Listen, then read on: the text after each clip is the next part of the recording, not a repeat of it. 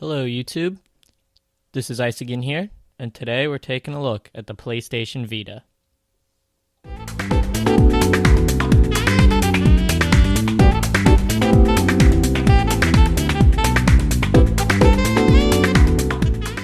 Here's the PlayStation Vita. Taking a look at the top, we have, first of all, the power button. That's just a single toggle. There is a flap that protects the proprietary SD card-like attachment, or should I say physical media that holds games. And this flap is pretty plasticky, I would say it seems pretty easy to break, although I've had my Vita for over a year now and it has not broken. So I guess it seems like it would be, but it really isn't. And you can see inserting the games are pretty easy. You just take it and click it in like you would an SD card, and then you snap the cover back down to get a nice sleek finish across the top. It works pretty well. I'm glad those covers are there.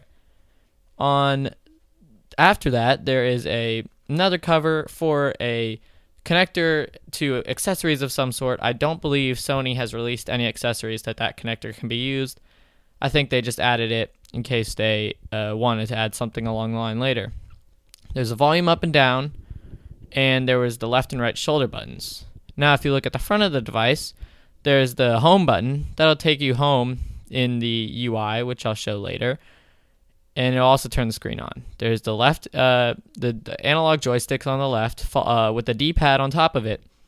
On the right, there is the right joystick. So there's two joysticks on this, which make it really good for playing games compared to older the PSP, which only had one. There's also your standard X, O, triangle, and square keys. Here you can see the thickness is pretty thick for a portable thing. And on the bottom, there is a connector for charging and for the dock alongside the headphone connector. Then just taking a look at the sides again, there you can see that thickness is very thick. And if we look at the back, there is a touch panel on the back with the camera up top, a very poor camera, and this glass touch panel that is used in some games, although it seems a little gimmicky to me. I haven't seen a very great use for it. Okay, now let's take a look at the software and the UI of the PlayStation Vita. So, when you first look at the front, there's two ways you can turn it on. You can either press the home button, like I did there, which lights up, or you can press the power button, which I'm toggling right now. Either works fine, and then you come to this lock screen with almost a sticker-like thing that you peel off with one finger. Pretty nice, a different take from just a boring slide to unlock that Android and iOS phones use. And then you get your home screens. There's multiple home screens, which you can set different wallpapers for each home screen. As you can see, the colors are changing. And you can tap on an app to launch it, and you get its quick launch, where then you have to click start to actually open the app up. As you can see here, running into some issues. I have to update my system software. I'm not going to do that now. But then you can swipe to the right and left to get to all of your running apps. Right there I have Mod Nation Racers open.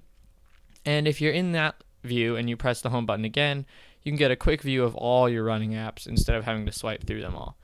So what I'm going to do here is I'll just open a bunch of apps so you can see. And so I can either swipe through them, or I could press the home button, and then I have this little carousel of all my open apps that I can quickly jump to.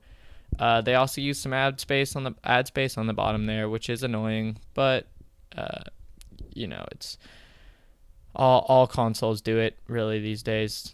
So, and then to close an app, you can peel down the sticker like you did to turn on the screen, or you can press and hold the circle button. And you can also navigate it, as with a system update that came recently. You can navigate it with the buttons as well, as you saw me doing there. I can move right and left with the shoulder keys, or you can use the touch screen. And there you can peel away an app to close it. I'm just going to run through here, and here I'll show you. There's some applications, although it seems like it can multitask really well, some don't work together completely. Like right there, you cannot play the video app alongside having a game paused. Right here, this is just video playback from something I downloaded in the PlayStation Store. It's actually an advertisement for their cross-platform play. So, I mean, it's a pretty nice app. Most of their apps are very simplistic. They follow the general feel of this. I don't know. I almost want to say sticker user interface. Each app icon looks like a sticker in a sense, and then you can peel the stickers away that are your open apps. And now I'm just messing around opening some more apps, and that's about all there is to the overall user interface. So now what I'm gonna do is I'm gonna hop into a game, like you saw me just there, hopping into Mod Nation Racers, and show you an interesting thing. All games come with the user manual. If you're one of those people that reads user manuals, I know very few people do. But if you do, if you ever want to just look up a control or something, it's nice. It's actually programmed onto the disc for the game. All you have to do is open the multitasking screen and click on the user manual button. So now we're into the most important part of a portable gaming system. How does it play games? Well, you're looking at me playing Mod Nation Racers right now. It's just a quick little clip, and truthfully, the gameplay is fantastic for portable device. It's thick and it has a couple of portability issues, like I've shown before. But look at this gameplay. I mean, there's a lot going on. This is about as good as the racing game is, or the Mod Nation Racers game is, on the PlayStation 3. Now I'm going to take a look at a game that's on the PlayStation 3 that doesn't look quite the same. Here I have on my PlayStation Vita Assassin's Creed 3 Liberations. This is a specially made game, a version of Assassin's Creed 3 for the PlayStation Vita. It's running through a cutscene, and as you can see here, it's pretty good graphics. But it's a thing to note about this PS Vita is you don't get the exact same games you would get on a console. Mod Nation Racers, a lighter game, does work, but then you get a game like this that's similar, but they even change the plot, they change the characters. It's not even in the same place. Overall, it's great, but it is bothersome, and you get a lot of games, like, for example, Uncharted is not made by the same developers who make Uncharted for PS3. So now, an overview. Should you get this device? Well, I think it depends on what type of a gamer you are. If you're a casual gamer, I don't think the PlayStation Vita is for you. You might want to go with something like an iPod Touch, or if you have a smartphone, just keep gaming on your smartphone. That's going to be the best for you. But if you're a hardcore gamer and you really like to get into full games like Assassin's Creed or Uncharted or Mod Nation Racers or heavier racing games or more intense or first-person shooters, the PlayStation Vita is the way to go.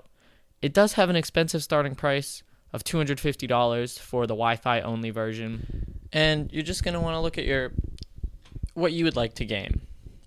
And also, one more thing to keep in mind with portable gaming is there is breakthroughs every day, every month with portable gaming. And I know NVIDIA is coming out with the Project Shield, which if you haven't heard of that, you might want to look it up if you're looking into a portable gaming system. And there's also the Nintendo 3DS. So there's other options out there that I can't review because I don't have, but that I would recommend looking at too and evaluating your options. So this has been the review of the PlayStation Vita from Ice Again, and thanks for watching. Please like this video if you liked it, and feel free to leave a comment if you have any questions. And if you want to see more videos like this, subscribe to my channel. Thanks.